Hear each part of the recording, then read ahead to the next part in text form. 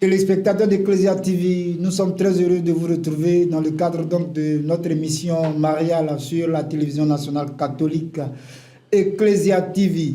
Un autre numéro qui naturellement s'inscrit dans le cadre donc de l'actualité de l'Église catholique. Et aujourd'hui, nous traiterons donc de la question de l'avènement de l'enfant Dieu, le rôle de la bienheureuse Vierge Marie. Pour en parler, nous recevons le révérend père Marc-André Maoution, voilà, vicaire à la paroisse Saint-Jean de Cocody dans le diocèse d'Abidjan. Il est membre du tribunal ecclésiastique diocésain d'Abidjan. Il est également aumônier adjoint des juristes de l'archidiocèse d'Abidjan. Révérend père, merci d'avoir accepté notre invitation. À vous le merci. Je le dis toujours, c'est un plaisir pour moi de venir parler de celle que j'aime le plus au monde, la Vierge Marie. Très bien. Alors, pour vous qui êtes nos fidèles téléspectateurs, vous avez sans doute reconnu le visage. Le père Marc-André n'est pas à sa première émission avec nous. Et non pas à sa dernière aussi. Voilà. C'est rassurant. En tout cas, merci beaucoup, révérend père.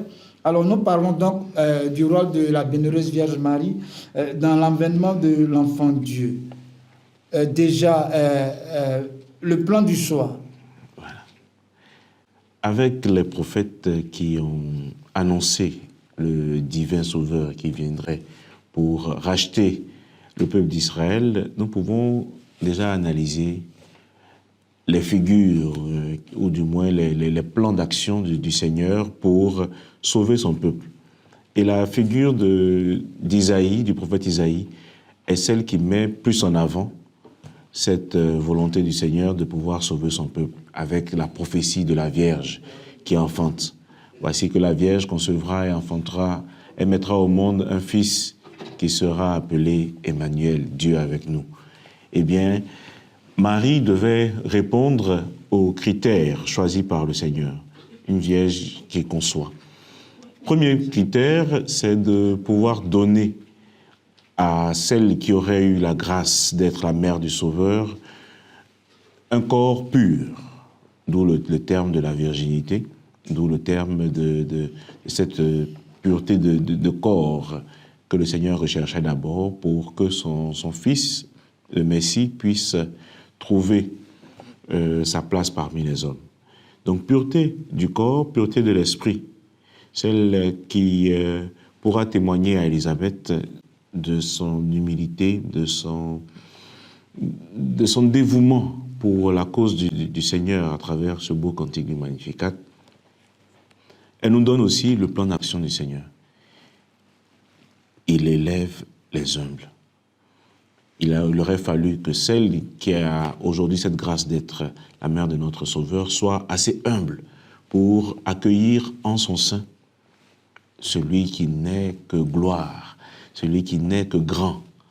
Donc, après cette pureté et cette humilité, il nous faut aussi un petit, je pourrais dire, zeste de service. Voilà. Parce que nulle part dans la Bible, nous n'avons entendu la mère de Jésus revendiquer son titre de mère de Jésus, mais plutôt, elle pourra dire à l'ange Gabriel qui vient lui annoncer cette belle nouvelle de la conception, « Je suis l'humble servante du Seigneur, qu'il me soit fait selon sa parole. » Donc, en plus de l'humilité, il nous faut aussi être des instruments par lesquels la gloire de Dieu peut se manifester. Et Marie, je pense, réunit tous ces critères de la pureté, de l'humilité et de ce sentiment d'être un instrument pour la gloire de Dieu. Voici dessiné, à peu près en quelques mots, ce plan du salut du Seigneur. Pureté, humilité et puis obéissance, parce que le Christ lui-même nous le dira. Il s'est fait obéissant jusqu'à la mort et la mort de la croix pour notre salut. Quoi de plus normal que celle qui doit lui donner la vie ait aussi ce caractère de l'obéissance, cette vertu que nous devons tous partager. Très bien. Alors, révérend père, déjà, on va peut-être faire un tour dans le passé, évoquer un peu l'histoire d'Israël à cette époque-là. Quelle était un peu peut-être la configuration et puis les femmes à l'époque, pour que parmi, je pense, à cette multitude, ça soit donc vers Marie que se porte le choix du Seigneur. Quelle était l'attitude de toutes les femmes à cette époque? Est-ce que c'était un monde qui vivait un peu comme il souhaitait, comme il voulait? Est-ce que les femmes étaient un peu dans des dispositions pas très acceptables? Bon, il faut d'abord reconnaître que la société juive de cette époque ne reconnaissait, je ne dirais pas aucun, mais peu de droits, ne reconnaissait que peu de droits à la femme. Pas qu'elle était misogyne ou qu'elle était machiste, non. C'était les us et coutumes de presque toutes les civilisations de l'époque. N'ayant pas de droits, la femme avait non seulement, je pourrais dire, une place effacée au niveau de la société, mais bon, équivalait à, je pèse un peu les mots, hein, à un bien qui appartenait au père de famille ou à l'époux, celui que dans l'Empire romain on appelait le pater familias, c'est-à-dire celui qui avait la charge de la maison. Donc, trouver une femme qui soit, je pourrais dire, une figure dans la société, ça allait être un tout petit peu difficile à trouver. Et je voudrais donner l'exemple de cette prophétesse qui passait son temps dans le temple, Anne. L'Évangile fait bien de le mentionner parce que c'est un fait inhabituel. Voilà, un fait inhabituel. Sinon, les femmes en Israël, à cette époque, n'avaient pas, je pourrais dire, assez d'impact dans la société. Du coup, comment trouver, parmi toutes ces personnes effacées, quelqu'un qui pourrait jouer un rôle primordial dans, je pourrais dire, l'histoire de l'humanité? Il fallait regarder un peu les mœurs, trouver parmi toutes ces filles d'Israël une qui, au-delà de la non-existence sociétale, pouvait exister religieusement, pouvait exister dans le sens de son attachement au Seigneur, dans le sens de la religion qu'elle prenait à son compte. Voilà. Pratique religieuse stable et même, je pourrais dire, un peu plus développée que les autres. Était-ce le cas de Marie? Nous le pensons très bien. La tradition de l'Église nous dit qu'elle est née dans une famille de lévites, c'est-à-dire de prêtres. Voilà. Et comme elle ne pouvait pas exercer elle-même ce sacerdoce de prêtre en tant que femme, eh bien, elle est totalement ouverte à exercer intérieurement un sacerdoce. Voilà. J'en veux pour preuve Élisabeth, sa cousine, qui a épousé Zacharie, qui était prêtre. Et nous savons que dans cet Israël de l'époque, c'était par clan qu'on se mariait. Donc, le clan des prêtres marie les femmes du clan des prêtres pour ne pas que cette tradition-là puisse être éparpillée. Voilà qui va donner à Jésus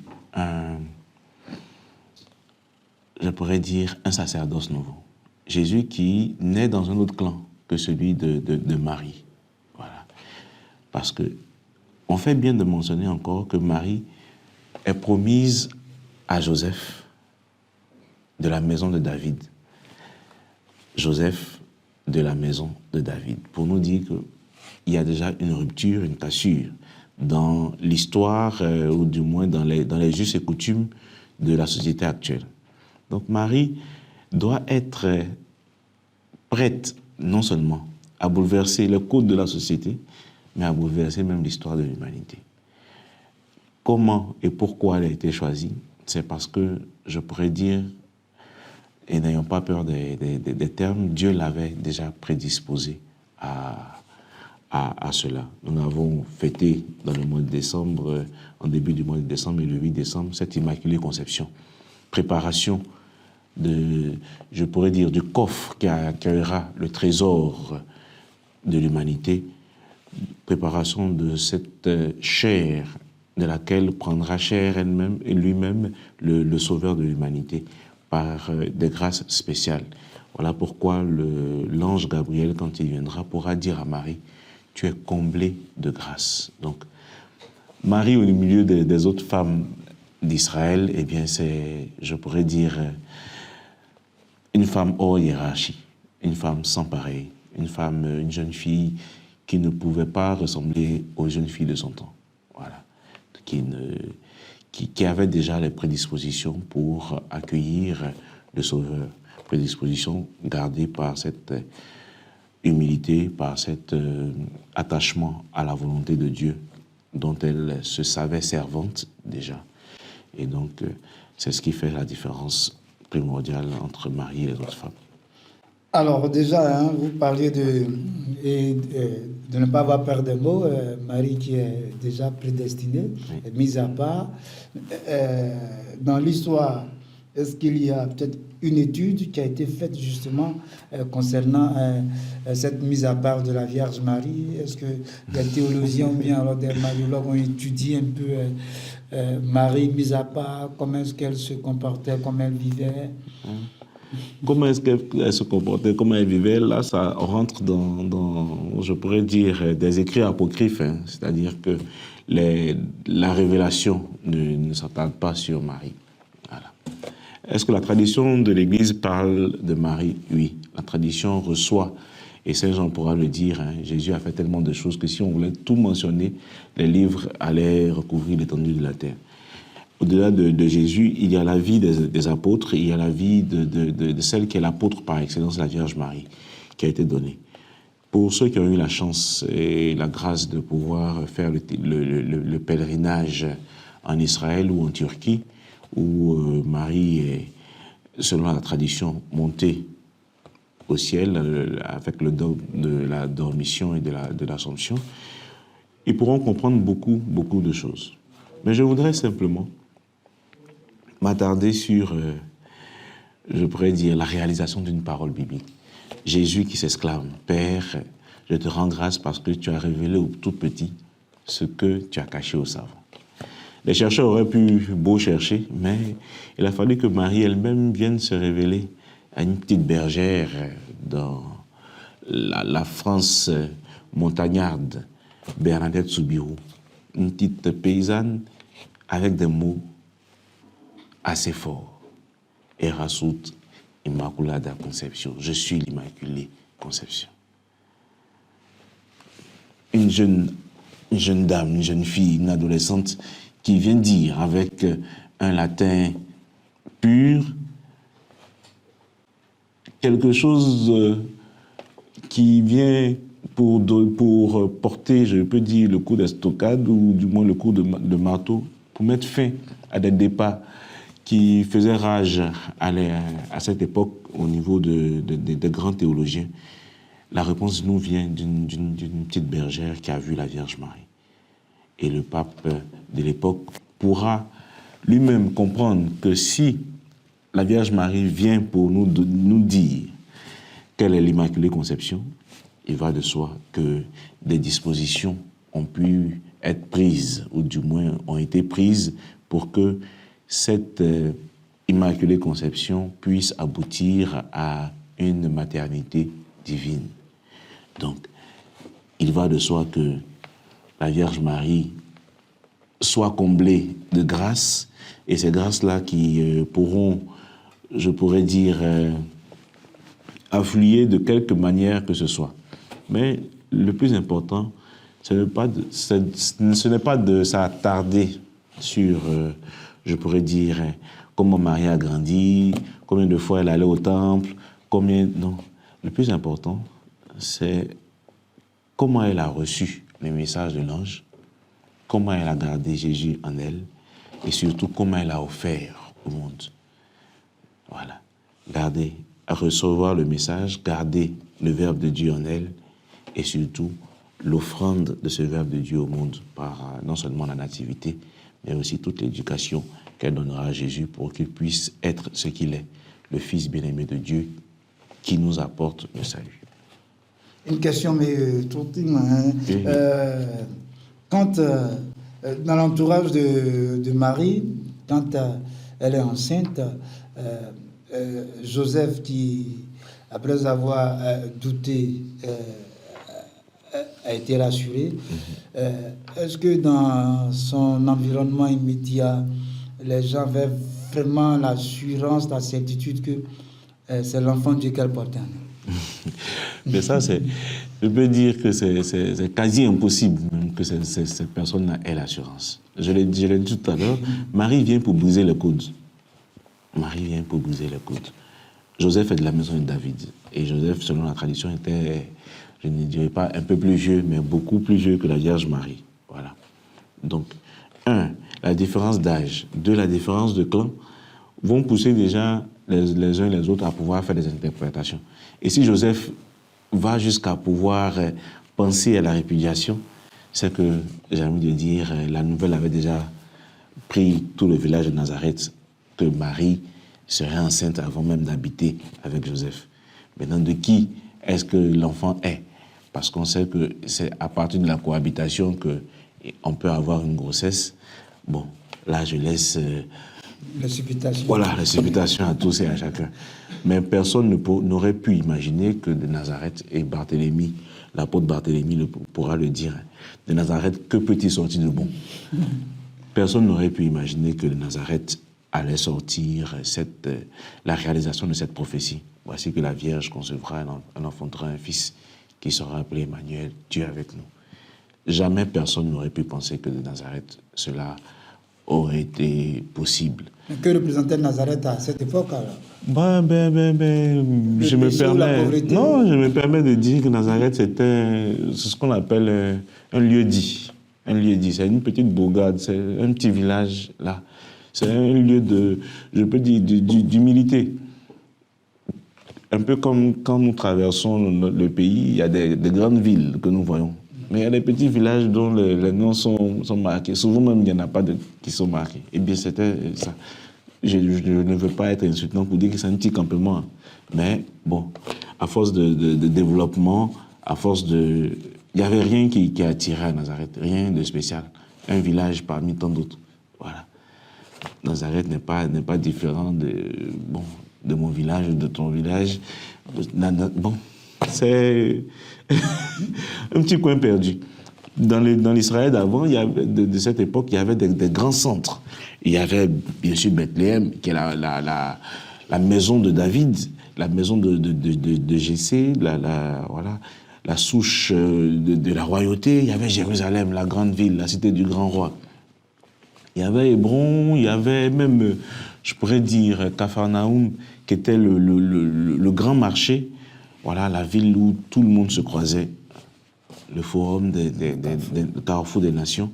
Il y avait, on peut citer encore Bethsaïde et autres, des grandes villes qui avaient des particularités. Mais Nazareth, la seule particularité de Nazareth, c'est que c'était le village de Jésus.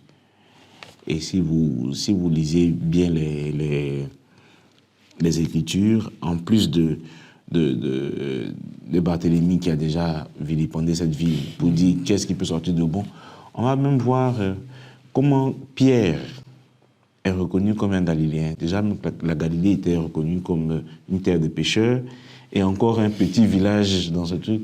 Pierre, la servante du grand prêtre de Bénin lui dit, mais tu parles comme eux. Voilà.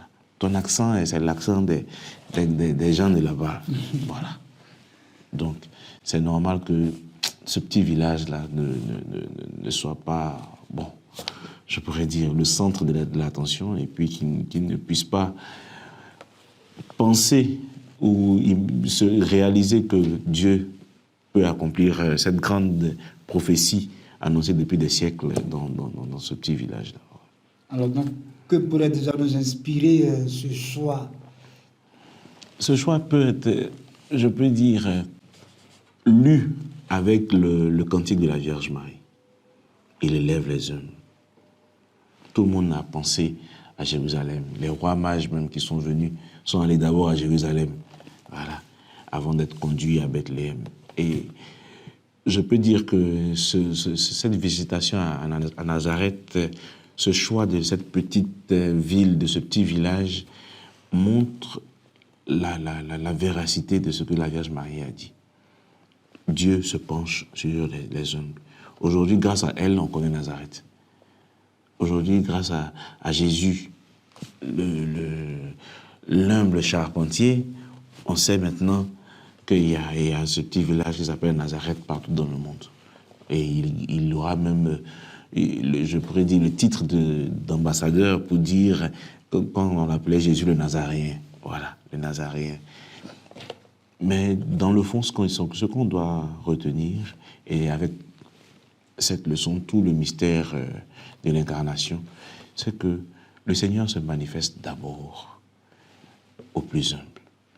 Et l'humilité, je le dis sans avoir peur de le dire, l'humilité est le chemin le plus sûr de rencontrer le Seigneur.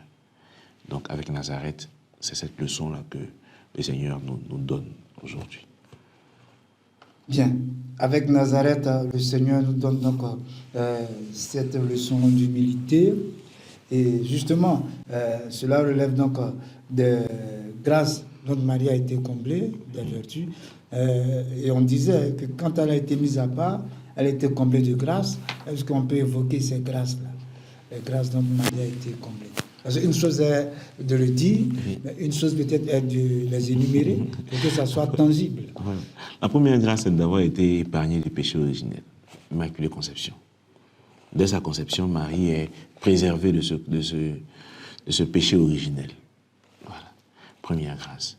Seconde grâce, c'est que, n'ayant pas en elle les concupiscences du péché, il lui est plus facile, ou je ne dirais pas qu'il lui est plus facile, mais peut-être même qu'il lui est un peu plus difficile que nous, de résister à l'appel du péché. Voilà. Nous avons les traces du péché originel en nous, les concupiscences, comme on les appelle plutôt, et qui nous donnent, je pourrais dire, une inclination vers le péché. Marie ne l'a pas eu, grâce à Dieu. Elle a été élevée dans une famille pieuse qui a pu faire d'elle une femme vertueuse et pieuse, pure. Ça, c'est une grande grâce. Quand nous regardons aujourd'hui l'éducation de nos enfants, quand nous regardons aujourd'hui l'évolution des familles chrétiennes, on se dit que c'est une grande grâce dont a bénéficié la Vierge Marie. Voilà. Marie a été visitée par Dieu, visitée physiquement par cet archange qui vient lui apporter la bonne nouvelle, mais également visitée intérieurement par Jésus lui-même qui habite en son sein. Et là, j'ai bien envie de dire qu'il n'y a pas plus grande grâce que cela. Voilà. Je passe sur l'humilité, sur l'obéissance, sur la pureté que j'ai déjà dit. Mais Marie a su rester, je pourrais dire, dans l'application de la prophétie de Jean-Baptiste. Il faudrait que moi, je m'abaisse pour que lui s'élève. Voilà. Rappelons-nous que quand elle portait en elle le Fils de Dieu, il y a eu déjà ce dialogue entre Jésus et son cousin quand elle allait voir Élisabeth. L'enfant a tressailli d'allégresse dans le ventre d'Élisabeth. J'ai envie de dire qu'ils se sont parlé en tant que prophètes. Parce que la salutation d'Élisabeth à Marie est restée aussi dans la tradition avec le « Je vous salue Marie ». Le cantique, la réponse de la Vierge Marie est restée aussi avec ce beau cantique du Magnificat, prophétie. Le dialogue de Jean-Baptiste et de Jésus, malheureusement personne ne l'a entendu ou n'a pas été retranscrit, mais ça a été une grâce de pouvoir, je pourrais dire, anticiper ce salut de l'humanité. Voilà. La grâce ultime de la Vierge Marie, au-delà des grâces qu'elle a reçues sur terre et qui sont assez nombreuses, la grâce ultime de la Vierge Marie, c'est de pouvoir entrer corps et âme dans le royaume des cieux. Elle assume ce qu'elle est, Mère de Dieu. Elle assume ce qu'elle est, Reine du ciel, parce que mère de celui qui est le prince de la paix, le prince du ciel et de la terre, elle assume sa maternité divine à travers ce mystère et ce dogme de l'Assomption. Ça, c'est, je pourrais dire, la grâce ultime vers laquelle nous devons tous tendre, même si, bon, notre finitude nous fera passer par d'abord notre âme qui entrera avec la grâce de Dieu au ciel, suivie de notre corps quand les morts ressusciteront, mais nous sommes sûrs d'une chose et nous espérons, voilà, que le Seigneur nous donnera cette grâce. Voilà. Alors, justement, le Père l'indiquait tout à l'heure dans son développement que les dispositions de la Bienheureuse Vierge Marie lui ont permis peut-être de ne pas être plus facile pour elle d'approcher le péché, et que nous, la concupiscence voilà, du péché font que l'humain que nous sommes, on tend vers le péché. Est-ce que faut pas qu'on se dédouane tout de même? Non, on ne se dédouane pas. Je l'ai dit que c'était plus facile, mais peut-être plus difficile. Parce que, si on se rappelle, Ève n'avait pas connu le péché originel. Mais c'est par Adam et Ève, c'est-à-dire avec le concours d'Ève, que le péché est rentré dans l'humanité. Ça aurait pu être le cas pour Marie. Mais en tant qu'Ève nouvelle, elle a su résister. Nul ne sait la lutte intérieure de la Vierge Marie. Nul ne sait peut-être la facilité avec laquelle elle balayait du revers de la main le péché ou les envies de péché. Mais je peux dire qu'on peut supposer, on peut se dire qu'il y a eu ce petit combat également. Autant Ève a été vaincue rapidement au combat par le tentateur, autant Marie a su résister à ce tentateur, parce que, bon, qui d'entre nous n'aurait pas été un tout petit peu orgueilleux de dire que c'est moi, la mère du Sauveur? Jamais on ne l'a entendu.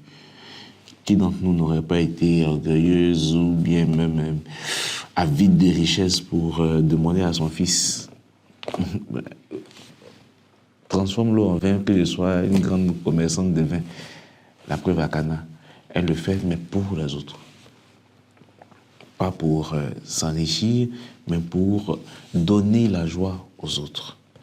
Marie était avec les apôtres à la Pentecôte, au Cénacle. Avant que l'Esprit Saint n'arrive, eh bien, elle était celle-là qui les réconfortait. Présence de l'âme de l'Église, comme on l'appelle aujourd'hui, pour donner à ses apôtres le courage de continuer ce qu'ils avaient commencé avec le Seigneur. Elle sait, au-delà de tout, que le Seigneur est celui qui mène à la perfection et jusqu'au dernier point les plans qu'il établit avec nous. Donc, ça, je pourrais dire que ce sont des occasions non seulement de rendre grâce à Dieu, mais également des occasions où la nature humaine, parce que Marie n'est pas une divinité, elle est humaine comme nous, aurait pu, je me permets l'expression, flancher un peu pour réclamer un peu plus de gloire, d'honneur ou de richesse ou de plaisir charnel.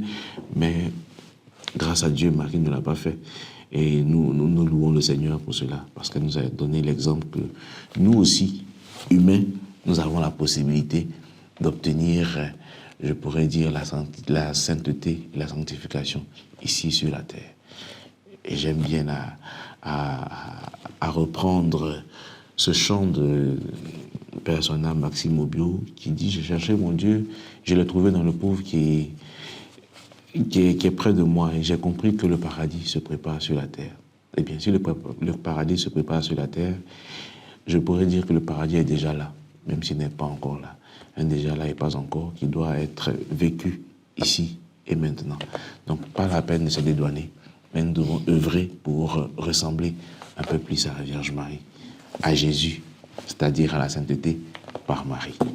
Et justement, parlant de Marie qui, au regard de sa condition, aurait pu s'enorgueillir, a préféré justement rester dans l'humilité, ça m'a ramené tout de suite un tableau parallèle avec la tête de Jean-Baptiste. Ah, voilà. Jean-Baptiste a...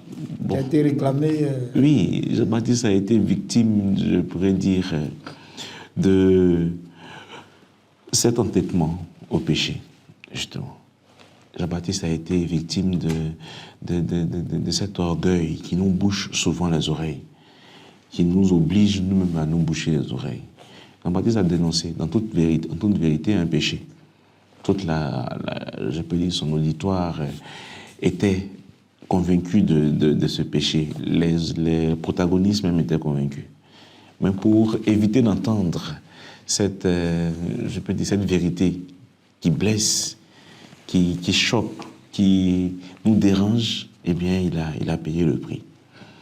Est-ce que Jean-Baptiste n'est pas, dans le fond, semblable à la Vierge Marie? Et surtout que cela a été demandé par une femme. Une femme, voilà. La mère de... Voilà, Hérodiade. Voilà, Hérodiade qui est la mère de cette fille. Elle a pesé sur son pouvoir qu'elle avait, là où Marie, voilà, mère de Dieu, mère de Dieu ne l'a pas fait. Mais Marie a été aussi, je pourrais dire, victime de cela. Victime de cela aussi. Marie, comme Jean-Baptiste, a souffert un martyr, mais un martyr blanc peut-être. Voilà. Imaginez-vous comment on accuse votre fils qui est sans péché, qui n'a rien fait de mal, et que vous pouvez recueillir son corps inerte dans vos bras après l'avoir vu sur la croix. J'ai envie de dire que la mort de Jean-Baptiste est moins atroce que la douleur de la Vierge Marie qui le reçoit. Victime d'injustice, victime de la gloire des hommes qui ne veulent pas reconnaître celle de Dieu, victime de cette vérité dite par Jésus et qui est blessante, qui est choquante pour la société. Voilà. Donc, certes, la mère d'Hérodiade a permis, ou du moins a occasionné ce martyre de Jean-Baptiste, mais bon, je ne suis pas mariolâtre, mais je dirais que Marie a subi un peu pire que ce sacrifice de Jean-Baptiste aussi. Ok. Alors, justement, bientôt, au regard de la Noël, au regard de la lecture que fait l'Église, quand on regarde les conditions dans lesquelles le Christ arrive, avec le choix déjà de Nazareth, le choix de cette jeune fille, c'est toute l'humilité qui va pratiquement à contresens de ce que nous voyons dans la réalité, parce que c'est la lumière, partout c'est le bling-bling, alors que ce pourquoi nous sommes dans ce bling-bling-là, vraiment c'est un autre tableau. Voilà, il faudrait, je pense, regarder et voir le vrai bling. La lumière qui éclaire les ténèbres, cette lumière, je pourrais dire, on la voit mieux à Pâques, mieux on l'analyse mieux à Pâques avec le feu nouveau. Quand toutes les lumières sont éteintes et puis jaillit une étincelle qui vient pour, je pourrais dire, briser, dissiper les ténèbres qui nous entourent. Le choix de Marie, le choix de Nazareth, de Bethléem, même de cette étable à Bethléem, mais le choix aussi d'Israël, parce que c'était, je pourrais dire, le plus petit peuple de son époque, un peuple arraché même à l'esclavage, un peuple qui se noyait parmi les habitants du pays de Canaan. Voilà, plus petit peuple entouré d'autres peuples plus grands, plus nombreux, plus forts, comme on le dit sur le papier, mais qui donnaient déjà un témoignage qui allait à l'encontre de ce que les autres faisaient. Israël était le seul peuple monothéiste à l'époque, c'est-à-dire qui adorait un seul Dieu. Donc, ce qu'est Israël, rupture, comment je pourrais dire, contresens de l'humanité, eh bien, c'est ce que Jésus vient accomplir. Lui-même, il a dit, je ne suis pas venu pour abolir, mais pour accomplir. Donc, Dieu ne change pas. Dieu ne change pas. C'est la même méthode qu'il va utiliser chaque fois. C'est la même méthode qu'il va reprendre pour que nous puissions facilement le trouver. s'il a pu choisir le petit peuple d'Israël, de 12 personnes qui est devenu un peuple nombreux, la Vierge Marie, cette jeune fille de ce village de Nazareth, ce lieu Bethléem, le plus petit des clans de Juda, une étable avec pour premier témoin de la naissance du Seigneur, des bergers les plus petits de la société, les mis à part, les parias, et deuxième témoin, des étrangers qui viennent d'ailleurs, des mages de l'Orient qui viennent pour adorer le Seigneur. Bien, c'est pour nous dire que, et ça Jésus, Saint Paul pourra nous le dire, hein, ce qui est sagesse pour l'homme est folie pour Dieu. Et la folie, ce qui paraît fou pour les hommes est sagesse de Dieu.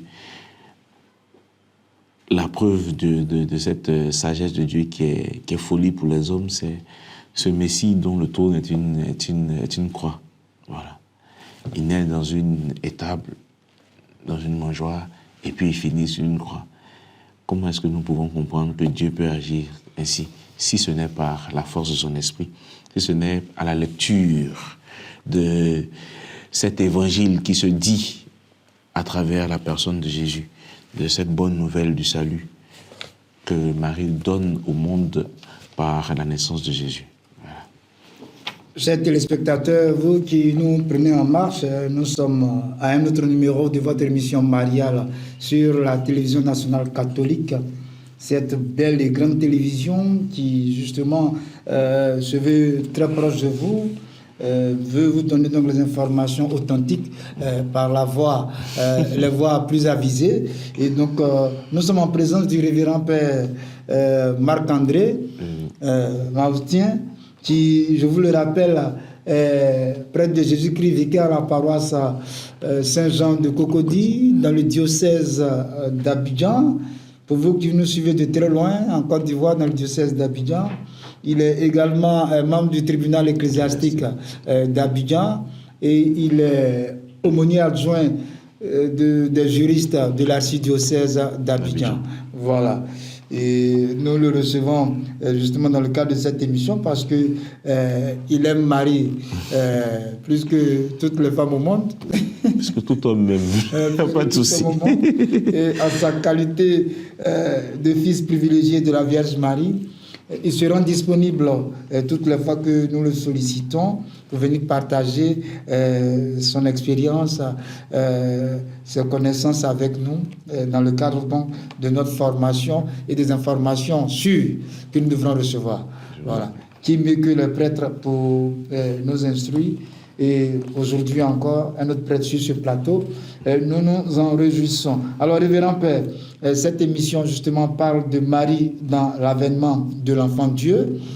Nous avons déjà commencé par donner le cadre historique de cette approche avec Marie et Israël, avec sa communauté à Nazareth. Voilà, ce petit bout de terre que Dieu s'est choisi, tout le symbole justement de l'humilité qu'il veut nous communiquer, et puis de Joseph qui, ayant pris la nouvelle de sa qualité d'homme, a une réaction normale. Oui. Voilà, parce que il aurait fallu être autrement pour ne pas réagir. Ah, c'est clair. Ne pas réagir aurait apparu suspect. Suspect, justement. Voilà. Et donc, Joseph a eu la réaction humaine et Dieu l'a rejoint. Dieu l'a rejoint et il a pris chez lui Marie, il a pris soin de Marie et de l'enfant Dieu qui est venu au monde plus tard. Et justement, on a vu toutes les dispositions. Donc Marie a été entourée par Dieu lui-même pour être mise à part dans ce choix, un choix très sélectif parmi ces jeunes filles à l'époque qui n'avaient pas droit de cité dans la société, elles étaient toutes rangées. Donc on suppose que le soupçon de filles de bonne vie planait sur elles toutes, parmi elles. Voilà, en tout cas le soupçon. Ouais. Parce que N'oublions pas qu'on a eu Marie de Magdala aussi, hein, de laquelle est sorti 7 démons dans la Bible. C'est une femme, je pourrais dire, de l'époque de la Vierge Marie. On avait déjà des exemples, hein, comme les prostituées qui se trouvent, je n'ai pas honte de le dire, dans la généalogie de Jésus avec Rahab et autres. Donc, c'est vrai qu'elle n'existait pas, mais il y en a qui étaient célèbres, mais du mauvais côté. Voilà, donc... Des contre-exemples. Voilà, des contre-exemples. D'accord, et nous en arrivons au choix de la bienheureuse Vierge Marie, qui a dit oui dans la passion fiat, qui a donc accepté d'ouvrir la grâce du rachat de notre humanité à ce Dieu qui s'est fait homme. Et le sens, on parlait justement de l'humilité. L'humilité que nous devrons voir dans tout ce que renvoie donc cette venue du Christ, l'humilité. Et justement, le Père nous disait que quand on regarde ce que renvoie la venue du Christ et la façon à l'humanité de l'accueillir, c'est diamétralement opposé. Ça, c'est clair. Voilà, c'est diamétralement opposé. Ça, c'est clair. Et puis, on pourrait bien comprendre, hein, les uns et les autres qui, à l'époque de Jésus, ne l'ont pas reconnu, qui doutaient, qui étaient dans je pourrais dire, dans cette attitude normale, hein, pour l'époque, de se demander est-ce que véritablement celui-là, c'est le Fils de Dieu. Surtout qu'on connaissait en griffe son Père. La preuve, dans l'évangile selon saint Marc, quand Jésus retourne à Nazareth pour prêcher à la synagogue, mais n'est-il pas le charpentier, le fils de Marie? Ses frères ne sont-ils pas ici? Voilà. On sait mettre une identité sur lui. Seulement, les prophéties avaient déjà dit que le Messie ne serait pas, ou du moins l'origine du Messie ne serait pas connue. Là où le peuple a péché, c'est de voir comment ce Fils qu'on connaît vient avec une manière nouvelle d'être. Voilà. Une nouvelle manière d'être, de nouvelles habitudes, un message nouveau dans l'Israël de l'époque, un message qui est différent de l'enseignement des grands prêtres et des docteurs de la loi. Ils avaient bien commencé, hein, je pourrais dire les Nazaréens, les gens de Nazareth, quand ils ont posé la question, mais d'où lui viennent ces sagesses? D'où lui proviennent ces miracles qu'il accomplit?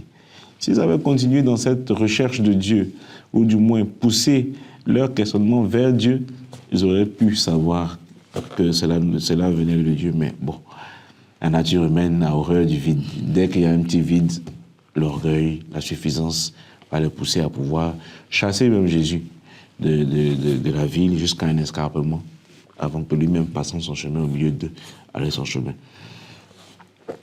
Et j'aime bien cette image de l'escarpement dont se dérobe Jésus en passant au milieu d'eux. C'est le signe que si nous ne voulons pas accueillir la grâce, eh bien, en passant au milieu de nous, elle s'en ira aussi vers d'autres personnes qui seront prêtes à accueillir. La preuve, les premières personnes qui ont accueilli ce message de la résurrection, ce message donné par les apôtres, ce sont des Juifs de la diaspora, Perthes, Mèdes, Élamites, bon, en tout cas qui venaient de partout, avant même que les Juifs israéliens, les habitants d'Israël, de Jérusalem, ne puissent adopter ce message. L'ont-ils fait jusqu'au bout? L'actualité nous le dit. Voilà.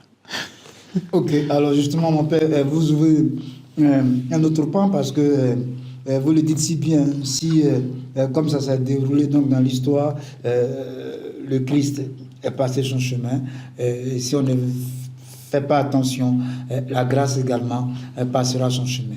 Or, ce Dieu qui arrive, l'Emmanuel bientôt parmi nous, ce Jésus-là, qui nous met donc sur ce chemin de la préparation, comment l'accueillir pour ne pas qu'il puisse arriver et qu'on soit plutôt préoccupé à la bombance Toutes choses qui nous feront du bien nous-mêmes. Voilà. Je vais nous demander simplement de nous mettre à l'école de la Vierge Marie. Voilà. Nouvelle Ève. Ève a été approchée par celui qui était l'archange de la lumière, celui qui portait la lumière, Lucifer, et qui s'est laissé tromper. Parce que Ève, peut-être, n'avait pas... Elle qui discutait avec Dieu dans le jardin, qui était l'amie de Dieu, n'avait pas entendu et reconnu la voix de Dieu. Mais Marie, qui a entendu la voix de l'archange, a su reconnaître cette voix de Dieu. Nous devons nous mettre à l'école de la Vierge Marie pour être familiers à cette voix de Dieu, pour être, je pourrais dire, à l'écoute de cette voix de Dieu. Et où est-ce que Dieu nous parle le plus, ou du moins le mieux, si ce n'est dans sa parole? Parole de Dieu dont nous devons être les amis de tous les jours. Savoir reconnaître comment Dieu agit, savoir reconnaître qui il est dans notre monde, savoir reconnaître comment Dieu nous parle dans ce monde. Voilà. Ça va faire le discernement entre la voix de Dieu et la voix du monde, pour ne pas dire de l'ennemi. Par la parole du Seigneur, par, je pourrais dire, une bonne interprétation de cette parole, une interprétation dans le sens de l'Église, non pas personnelle, où chacun sera le prophète de sa propre chapelle, non, mais une interprétation synodale de cette parole de Dieu pour mieux entendre le message du Seigneur. Ah, c'est la première des choses. La seconde des choses, c'est de rechercher cette grâce de la pureté. Jésus ne peut pas venir en nous dans un corps et dans un cœur sale. Le corps sera lavé, habillé, maquillé, pour bien tresser, bien coiffé pour la fête. Mais qu'en est-il de notre âme? Les confessions du temps de Noël seront là pour nous donner le pardon, l'absolution de nos péchés. Mais entre les confessions et la nuit de Noël, et surtout entre les confessions et le lendemain de Noël même, qu'est-ce que nous faisons? Parce que si nous devons nous confesser juste pour pouvoir célébrer ou participer à la messe de Noël, et puis le 26, le 27, le 28 décembre, bon, on reprend nos habitudes de pécheurs, bon, je me dis qu'on se fatigue hein, pour un court séjour du Christ en nous. Voilà. Il nous faut pouvoir laver notre intérieur, le disposer pour que le Christ qui naît puisse trouver sa demeure. Nous sommes comme Marie des tabernacles vivants qui devons accueillir le Seigneur et surtout le présenter aux autres, qu'à travers nous, le monde puisse être en adoration du Dieu vivant. Donc, il nous faut nous disposer par la parole, par les exercices de piété, par la confession, mais surtout par l'Eucharistie. C'est là la présence véritable de Dieu. Ce sera chaque jour de Noël lorsque nous allons recevoir le Christ en nos cœurs, lorsque nous allons consommer celui qui nous a créés. Donc, si nous avons cette habitude de recevoir Jésus en nous, eh bien, Noël sera pour nous, je ne dirais pas une simple formalité, mais un événement ordinaire, habituel maintenant dans notre vie. Merci Père. Le Père l'a si bien dit, faites tout pour ne pas que le Christ ait un court séjour en nous. Là, c'est très bien dit. Voilà, il faudrait que sa venue nous reste collée. Voilà, nous stimule à une présence plus longue, plus habituelle en nous. Voilà. Et chers téléspectateurs, en tout cas, faisons un effort, et moi avec vous, pour que le séjour du Christ en nous ne soit pas court. Ça, c'est clair. Voilà, parce que il viendra, il est déjà là, et prenons donc un départ nouveau avec lui et préparons-nous à l'accueillir. Le Père l'a dit, c'est plutôt notre intérieur qui devrait être mis à profit pour être nettoyé, être apprêté, et puis derrière, nous aurons toutes les grâces liées justement à cette venue. Alors, Révérend Père, un mot de conclusion. Je voudrais qu'avec la Vierge Marie, par son intercession, nous puissions nous aussi dire, comme Saint Paul a pu le dire, ce n'est plus moi qui vis, c'est le Christ qui vit en moi. Que notre être, que notre corps, notre cœur, notre âme puisse refléter le Christ. Que notre présence, partout où nous serons, soit comme cette lumière qui vient pour chasser les ténèbres, pour annoncer la venue du Sauveur, et qu'à travers nous, des hommes et des femmes puissent connaître, aimer et servir le seul et unique vrai Dieu qui règne dans les siècles. Amen. Merci au révérend Père Marc André. Au nom donc du directeur de cette belle télé, nous voudrions vous dire merci pour votre disponibilité. Et comme vous nous l'avez rassuré, vous serez tout le temps avec nous dès lors que nous serons, nous vous solliciterons. Et puis à vous tous, vraiment, passez de belles fêtes. Que l'enfant Dieu qui vient nous donne donc la paix que nous voudrions tant pour le monde entier.